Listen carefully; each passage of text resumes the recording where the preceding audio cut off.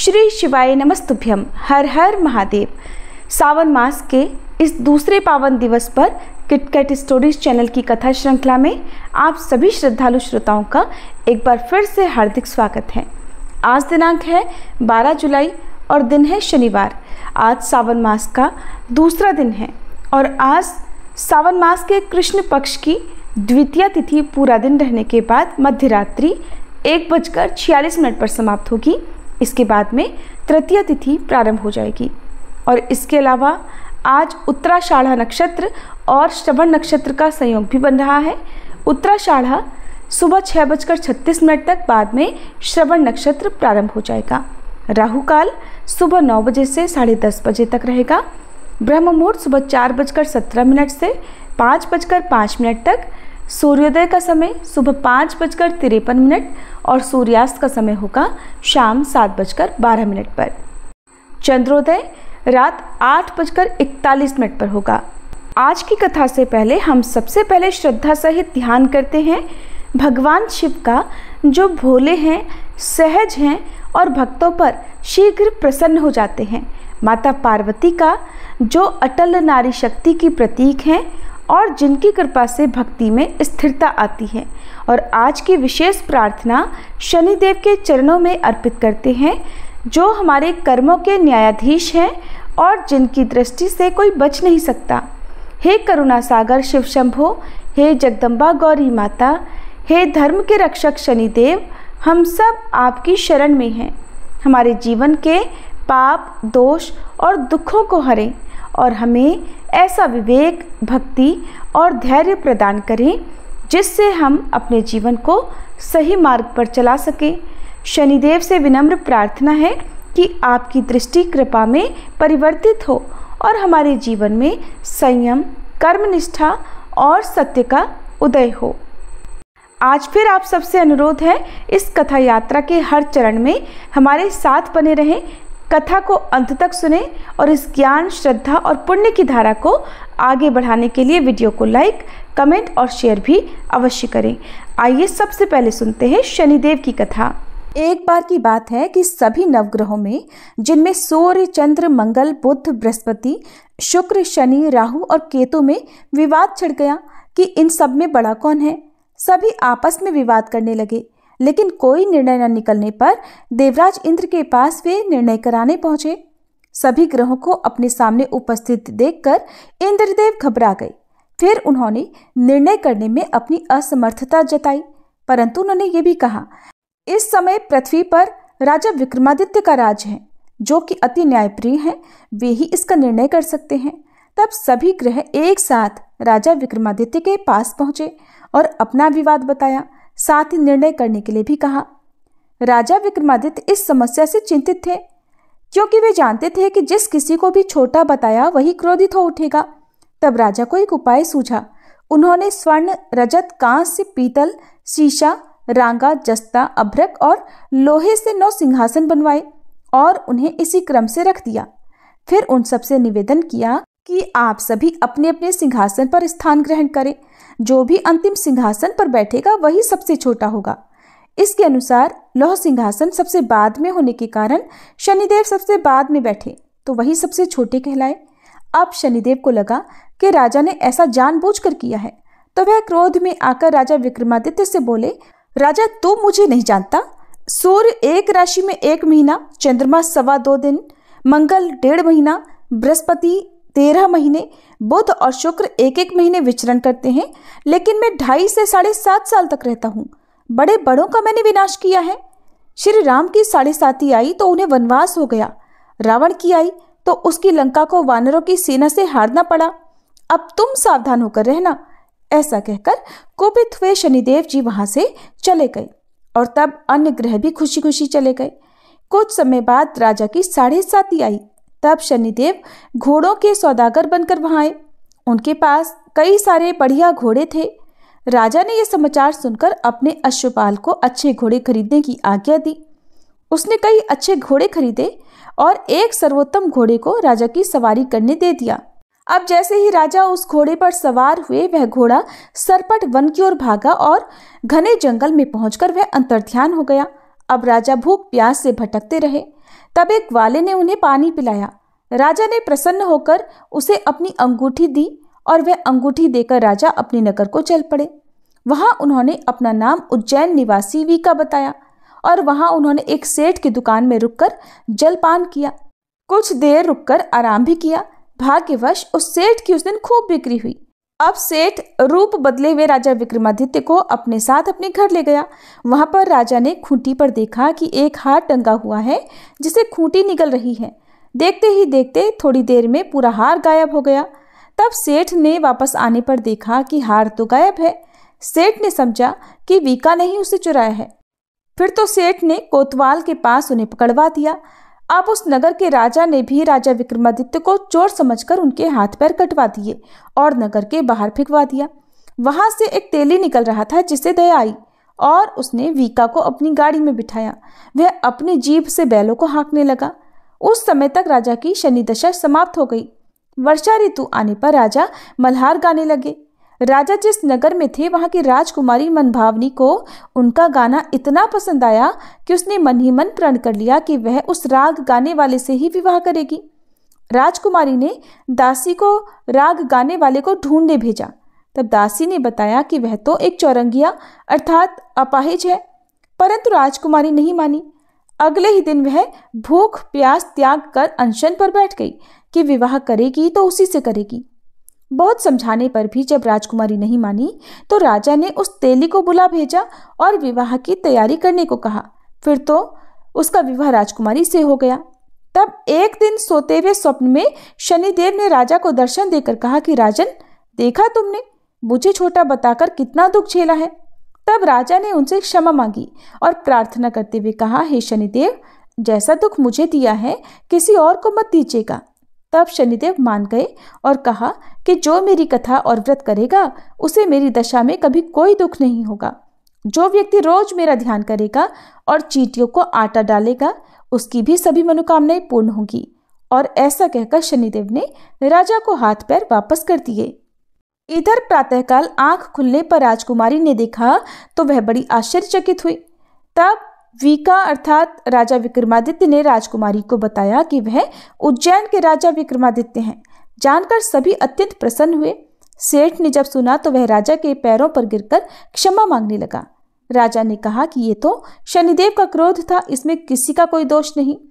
सेठ ने फिर भी निवेदन किया कि राजन, मुझे शांति तभी मिलेगी जब आप मेरे घर चलकर भोजन करेंगे। तब सेठ ने अपने घर तरह तरह के व्यंजनों से राजा का सत्कार किया। सभी ने देखा कि जो खूंटी हार निगल गई थी वही अब उसे उगल रही थी। सेठ ने अनेक मोहरे देकर राजा का धन्यवाद किया। इसके बाद राजा रानी को लेकर अपने राज्य वापस लौट आए, जहां पर उनका खूब धूमधाम से स्वागत किया गया। राजा विक्रमादित्य ने कहा कि उन्होंने शनिदेव को छोटा बताया था, लेकिन वे तो सर्वश्रेष्ठ हैं। तब से राजा विक्रमादित्य के राज्य में शनिदेव की पूजा और कथा रोज होने लगी। शनिदेव की ये दिव्य और प्रेरणादायक कथा अब पूर्ण होती है। जिन्होंने भी श्रद्धा से इस कथा को सुना उन्होंने न केवल शनिदेव की कृपा प्राप्त की बल्कि अपने पापों का भी क्षय किया। कथा श्रवण का यही संदेश है, जो जैसा कर्म करेगा वैसा फल पाएगा, पर शनिदेव यदि कृपा कर दे तो दुर्भाग्य भी सौभाग्य बन जाएगा। अब आइए हम सब मिलकर शनिदेव से विनम्र प्रार्थना करें। हे कर्मों के न्यायाधीश शनिदेव, हमारे अच्छे बुरे सभी कर्मों को क्षमा कर हमें सही राह दिखाइए। हमारे जीवन से संकट, दरिद्रता, रोग और शत्रुता को दूर कर धैर्य, विवेक, संयम और सफलता प्रदान कीजिए। शनिदेव की कथा सुनने मात्र से मनुष्य को चंद्र दोष, राहु केतु की बाधाएं और समस्त शनि पीड़ा से मुक्ति मिलती है। जो हर शनिवार को इस कथा को सुनते हैं, शनिदेव उनके जीवन की नैया पार लगा देते हैं। प्रेम से बोलिए शनिदेव महाराज की जय। अब सुनिए सावन मास महात्म्य के दूसरे दिन की कथा। भगवान शिव से देवी पार्वती बोली, हे महेश्वर, अगर प्रभास क्षेत्र सभी तीर्थों में श्रेष्ठ है तब तो अन्य बहुत तीर्थों के विस्तार से क्या लेना है। प्रभास क्षेत्र का ही महात्म्य बताइए। प्रभास क्षेत्र कौन है, उसकी सीमा क्या है और उसका सार तत्व क्या है। प्रभु, ये सब आप बताने की कृपा करें। तब भगवान शिव कहने लगे, देवी, सभी क्षेत्रों में प्रभास मुझे अधिक प्रिय है। प्रभास में उत्तम सिद्धि और परम गति की प्राप्ति होती है। उसके पूर्व भाग में अंधकार का नाश करने वाले स्वामी सूर्य नारायण जी हैं। पश्चिम में माधव जी का स्थान है। दक्षिण में समुद्र और उत्तर में भवानी है। इस प्रकार की सीमा से युक्त वह क्षेत्र 12 योजन का है। इसी का नाम प्रभास क्षेत्र है, जो सब पापों का नाश करने वाला है। उसके मध्य में 5 योजन विस्तृत पीठिका है, जो न्यंग कुमति से पश्चिम, वज्रणी से पूर्व, माहेश्वरी से दक्षिण और समुद्र से उत्तर में स्थित है। उसकी लंबाई और चौड़ाई मिलाकर 5 योजन का विस्तार है। ये पीठ कहा गया है। अब इसके गर्भगृह का भी वर्णन सुनो। दक्षिण से उत्तर की ओर वह समुद्र से कौरवेश्वरी देवी तक फैला है और पूर्व पश्चिम में गोमुख से आश्वमेधिक तीर्थ तक उसका विस्तार है। ये गर्भगृह मुझे कैलाश से भी अधिक प्रिय है। इस गर्भगृह की सीमा में पृथ्वी पर जितने भी तीर्थ, बावलियां, कूप, तड़ाग, देव मंदिर, सरोवर, सरिताएं, गड्ढे और कुंड हैं, वे सभी परम पवित्र और सब पापों का नाश करने वाले हैं। इनमें जहां कहीं भी स्नान करके मनुष्य स्वर्गलोक में प्रतिष्ठित हो जाता है। इस क्षेत्र का प्रथम भाग माहेश्वर कहा गया है, जो कि परम पवित्र है। दूसरा वैष्णव भाग और तीसरा ब्रह्म भाग है। ब्रह्म भाग में 1 करोड़ तीर्थ हैं। वैष्णव भाग में भी 1 कोटि तीर्थ हैं। इन दोनों के मध्य में रुद्र भाग या माहेश्वर भाग है। इसमें 1.5 करोड़ तीर्थ हैं। इस प्रकार यह क्षेत्र 3 देवताओं का बताया गया है। ये गोपनीय से भी गोपनीय तथा मुझे विशेष प्रिय है। देवी, सब विभागों को मिलाकर इस क्षेत्र में 3.5 करोड़ तीर्थ हैं। इसकी यात्रा भी 3 प्रकार की है। पहली रौद्री यात्रा, दूसरी वैष्णवी यात्रा और तीसरी ब्राह्मी यात्रा कही गई है, जो सब पापों का नाश करने वाली है। ब्रह्म विभाग में इच्छा शक्ति कही गई, वैष्णव भाग में क्रिया शक्ति और तीसरे रुद्र भाग में ज्ञान शक्ति बताई गई है। पापी, शठ अथवा दूसरों को हानि पहुंचाने वाला मनुष्य ही क्यों न हो, अगर वह प्रभास क्षेत्र के मध्य भाग में निवास करता है तो सब पापों से मुक्त हो जाता है। हिमवान, गंधमादन, कैलाश, निषद, परम प्रकाशमय मेरुगिरी, मनोहर त्रिकूट, महागिरी, मानसोत्तर, रमणी देवोद्यान, नंदनवन तथा स्वर्गलोक के रमणी तीर्थ और मंदिर, इन सब को छोड़कर प्रभास में ही मेरा मन लगता है। देवी, जो एकाग्र चित्त होकर प्रभास में संयम पूर्वक निवास करता है, वह तीनों समय भोजन करके भी वायु पीकर रहने वाले तपस्वी के समान पुण्य फल का भागी होता है। जो विघ्नों से आक्रांत होकर भी प्रभास तीर्थ का सेवन नहीं छोड़ता, वह जरा और मृत्यु को त्याग देता तथा जन्म के अशाश्वत चक्र से अर्थात जीवन मरण के चक्र से मुक्त हो जाता है। जो मनुष्य प्रभास क्षेत्र में निश्चय पूर्वक निवास करते हैं, उनको एक ही जन्म में मोक्ष प्राप्त हो जाता है। जो उत्तम व्रत का पालन करने वाले ब्राह्मण प्रभास क्षेत्र में स्थित हैं, जो मृत्युंजय मंत्र के साथ शतरुद्री का जप करते हैं, उन्हें 6 महीने के भीतर ज्ञान प्राप्त हो जाता है। नाम का पर्याय बताने वाले विद्वान पुरुष शिव कहते हैं वेद को। शतरुद्र मंत्र शिव स्वरूप वेद का आत्मा है। जो प्रभास क्षेत्र में आकर इडयम इत्यादि मंत्र से मेरा पूजन करते हैं, वे निस्संदेह मुक्त हो जाते हैं। जो मनुष्य वहां समंत्र और अमंत्र भाव से रहते हैं, अर्थात मंत्र जपें या ना जपें, केवल वहां सदा निवास करते हैं, वे भी जिस गति को पाते हैं वह बड़े बड़े दानों और यज्ञ करने से भी नहीं मिलती। इस क्षेत्र में स्वयंभू लिंग के रूप में साक्षात हम महेश्वर ही निवास करते हैं। प्रभास में भगवान सोमनाथ के दक्षिण में करोड़ों रुद्र स्थित हैं। ब्रह्मांड में जितने भी तीर्थ हैं, वे सभी वैशाख की चतुर्दशी को सोमनाथ के समीप जाते हैं। प्रभास क्षेत्र में निवास करने वाले पुरुषों के लिए जो सद्गति बताई गई है, वह न तो कुरुक्षेत्र में है, न हरिद्वार में और न पुष्कर में ही है। देव महादेव जी का वह गुप्त क्षेत्र 7 योजन है। वहां ब्रह्मा और विष्णु आदि देवता तथा असंख्य योगी सनातन भगवान मुझ सदाशिव की ही उपासना किया करते हैं। देवी, वे सभी मेरे भक्त हैं और मेरी ही उपासना में तत्पर रहते हैं। संयमशील सन्यासी 8 मास तक भ्रमण करते हैं और 4 मास तक एक जगह प्रभास तीर्थ में नियम ग्रहण करके उन्हें निवास करना चाहिए। एक मनुष्य सोमेश्वर शिव का पूजन करता है और दूसरा तप करता है, और उन दोनों में वही श्रेष्ठ है जो सोमनाथ की पूजा में तत्पर है। जो योग, सांख्य, पांचरात्र तथा अन्य शास्त्रों द्वारा जानने योग्य है, वे ही शिव प्रभास क्षेत्र में स्थित हैं।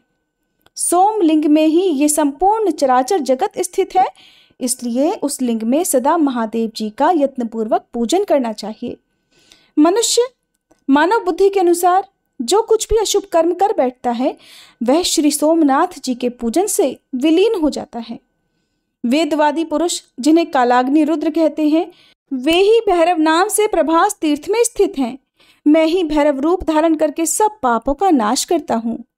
अग्नि मीले इस मंत्र के द्वारा जिसके प्रभाव का वर्णन हुआ है, वही मैं प्रभास क्षेत्र में अग्निमील नाम धारण करता हूँ। इसके सिवा सब देवताओं ने मेरा वहाँ नाम कालाग्नि रुद्र भी रखा हुआ है। मेरा एक नाम अग्निशान भी है। इस प्रकार 3 नाम बताए जाते हैं। प्रत्येक कल्प में जो मेरे नाम होते हैं उनकी गणना नहीं की जा सकती, क्योंकि कल्प और ब्रह्मा असंख्य हैं।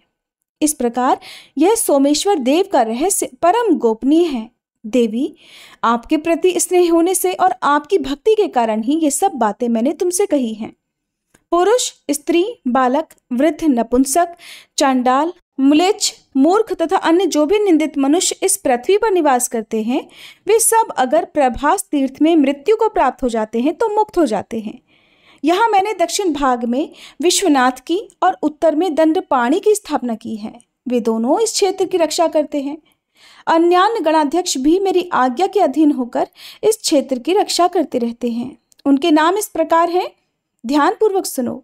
महारुद्र, चंडीश, घंटाकर्ण, गोमुख, विनायक, महानाद, काकवक्त्र, शुभेक्षण, एकाक्ष, दुंदुभि, चंड, तालजंघ, भूमिदंड, दंड, शंकुकर्ण, वैधृति, तालदंड, महातेजा, चिपिटाक्ष, हयानन, हस्तिवक्त्र, श्ववक्त्र, विडालवदन, सिंहमुख, व्याघ्रमुख तथा वीरभद्र।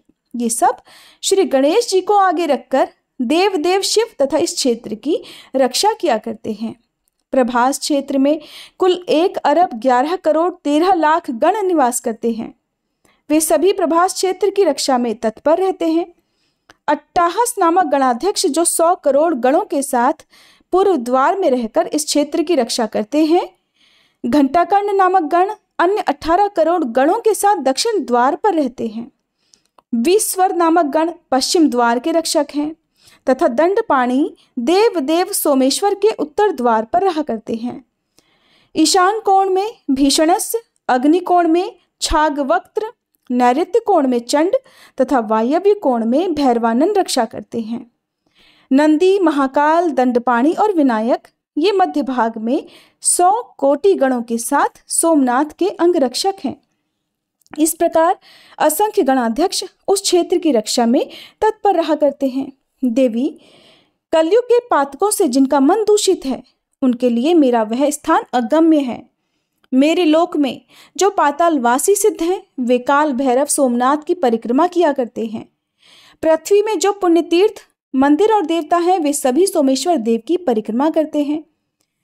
शाकुनी, भारभूति, आषाढ़ी, दंड, पुष्कर, नैमिष, अमरेश्वर, भैरव, मध्यम, काल, केदार, कणवीरक, अट्टाहस, महेंद्र, श्रीशैल तथा गया आदि सभी तीर्थ भगवान सोमनाथ की प्रदक्षिणा तथा उनके लिंग की स्तुति करते हैं। जहाँ प्राची सरस्वती है, वहाँ 10 सहस्त्र अरब तथा 3 करोड़ ऋषि निवास करते हैं। जो मनुष्य यहाँ अपने पाप नाशन के लिए स्नान करेंगे, उन्हें 10 गोदान का पुण्य प्राप्त होगा। वहाँ पर शूल भेद आदि लिंग पूजन करने योग्य हैं। महापापाचारी मनुष्य भी प्राची सरस्वती में प्राण त्याग करके साक्षात शिव को प्राप्त होता है। हे ब्राह्मणों, वहाँ दही और कंबल दान करने चाहिए। ये दान सभी पापों का नाश करने वाला तथा सार से भी सार पुण्य है। ब्रह्म स्थान में एक ब्राह्मण को भोजन कराने से कोटि गुना फल मिलता है। ये जानकर मैं वहाँ प्रसन्नता पूर्वक स्थित रहता हूँ। कलयुग में वहाँ सभी तीर्थ अदृश्य होकर रहते हैं। मनोहर प्रभास क्षेत्र में जहाँ सोमनाथ जी स्थित हैं, वहाँ मेरे 2 गण उद्भ्रम और संभ्रम रहते हैं।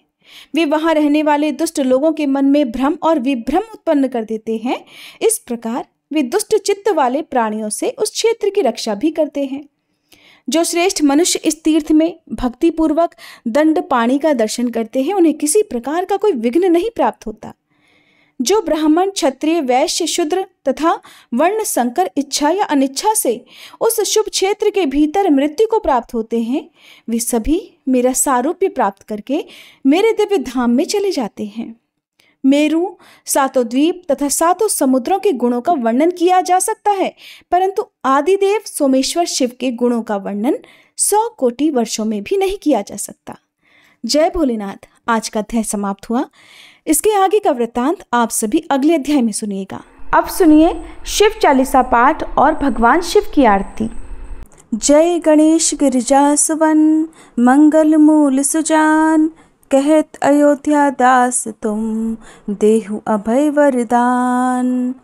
जय गिरिजापति दीन दयाला, सदा करत संतन प्रतिपाला। भाल चंद्रमा सोहत नीके, कानन कुंडल नाग फनी के। अंग गौर शिर गंग बहाए, मुंड माल तन क्षार लगाए। वस्त्र खाल बाघंबर सोहे, छवि को देखी नाग मन मोहे। मैं ना मातु की हवे दुलारी, बाम अंग सोहत छवि न्यारी। कर त्रिशूल सोहत छवि भारी, करत सदा शत्रुन क्षयकारी। नंदी गणेश सोहे तह कैसे, सागर मध्य कमल हैं जैसे। कार्तिक श्याम और गणुराऊ, या छवि को कहीं जात न काऊ। देवन जब ही जाय पुकारा, तब ही दुख प्रभु आप निवारा। किया उपद्रव तारक भारी, देवन सब मिली तुम ही जुहारी। तुरत षडानन आप पठायऊ, लव निमेष मह मारी गिरायऊ। आप जलंधर असुर संहारा, सुयश तुम्हार विदित संसारा। त्रिपुरासुर सन युद्ध मचाई, सब ही कृपा कर लीन बचाई। किया तपहि भगीरथ भारी, पूरब प्रतिज्ञा तासु पुरारी। दानिन मह तुम सम को नाही, सेवक स्तुति करत सदाही। वेद नाम महिमा तब गाई, अकथ अनादि भेद नहीं पाई।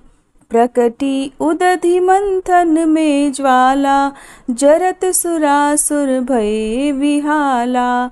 कि नहीं दया तह करी सहाई, नीलकंठ तब नाम कहाई। पूजन रामचंद्र जब कीन्हा, जीत के लंक विभीषण दीन्हा। सहस कमल में हो रहे धारी, कीन्ह परीक्षा तब ही पुरारी। एक कमल प्रभु राखे उजोई, कमल नयन पूजन चह सोई। कठिन भक्ति देखी प्रभु शंकर, भय प्रसन्न दिए इच्छित वर। जय जय जय अनंत अविनाशी, करत कृपा सबके घटवासी। दुष्ट सकल नित मोहि सतावे, भ्रमत रहो मोहि चैन न आवे। त्राहि त्राहि में नाथ पुकारो, ये ही अवसर मोहि आन उबारो। ले त्रिशूल शत्रुन को मारो, संकट से मोहि आन उबारो। मात पिता भ्राता सब होई, संकट में पूछत नहीं कोई। स्वामी एक है आस तुम्हारी, आये हरहु मम संकट भारी। धन निर्धन को देत सदा ही, जो कोई जाचे सो फल पाही। स्तुति के ही विधि करे तुम्हारी, क्षमहु नाथ अब चूक हमारी। शंकर हो संकट के नाशन, मंगल कारण विघ्न विनाशन। योगी यति मुनि ध्यान लगावे, शारद नारद शीश नवावे। नमो नमो जय नमः शिवाय, सुर ब्रह्मादिक पार न पाए। जो यह पाठ करे मन लाई, तापर होत है शंभु सहाई। ऋनिया जो कोई हो अधिकारी, पाठ करे सो पावन हारी। पुत्रहीन कर इच्छा जोई, निश्चय शिव प्रसाद तेहि होई। पंडित त्रयोदशी को लावे, ध्यान पूर्वक होम करावे। त्रयोदशी व्रत करे हमेशा, ताके तन नहीं रहे कलेशा।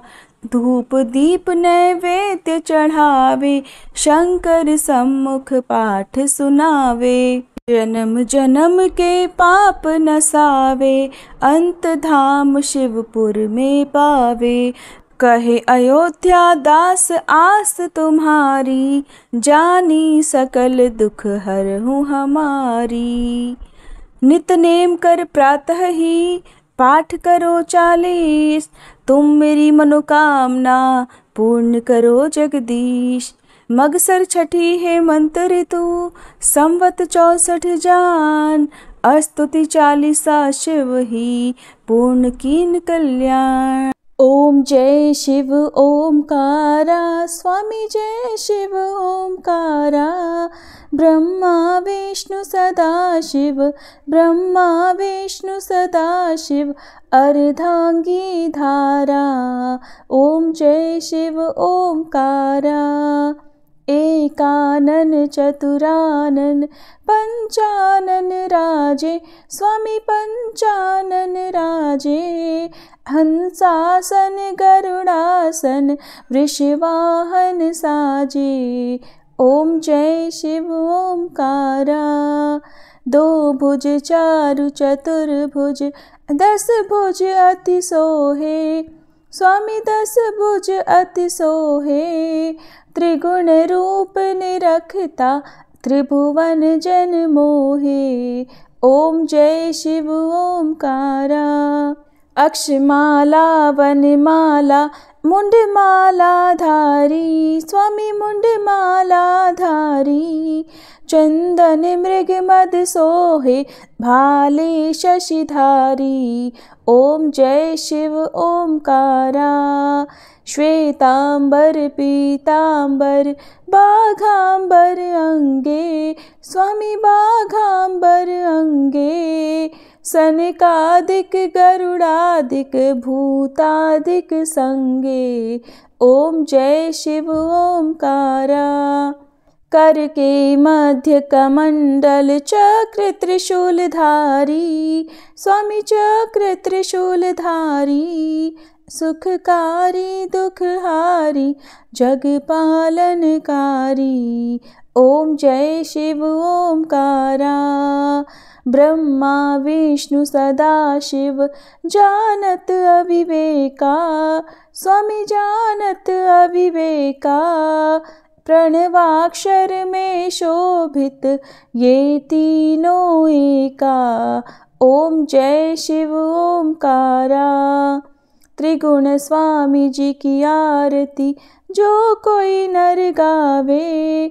स्वामी जो कोई नर गावे। कहत शिवानंद स्वामी, रटत भोलानंद स्वामी। सुख संपत्ति पावे। ओम जय शिव ओमकारा। ओम जय शिव ओमकारा। स्वामी जय शिव ओमकारा। ब्रह्मा विष्णु सदा शिव, अर्धांगी धारा। ओम जय शिव ओमकारा।